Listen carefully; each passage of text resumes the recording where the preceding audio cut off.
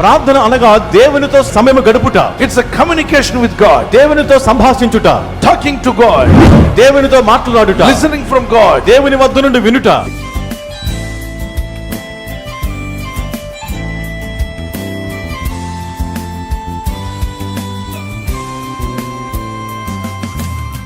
We will meditate on power of prayer and its blessings.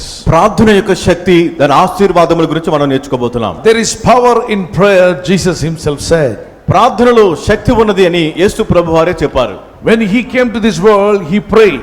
ఆయన ఈ లోకంలోనికి వచ్చినప్పుడు ఆయన ప్రార్థించారు. Whenever he get time, he prayed. ఆయనకు సమయం ఉన్నప్పుడల్లా ప్రార్థన చేశారు. When he was on this earth, ఆయన ఈ భూమి మీద ఉన్నప్పుడు he lived like us as a physical body. ఆయన మనవలనే ఒక శరీరము కలిగి మనవలేని మానవునిగా జీవించారు. And then how he got such a great power in his body? మరి ఆయన శరీరమందు అంతటి గొప్ప శక్తిని ఎలా పొందుకున్నారు? People who touched his cloth received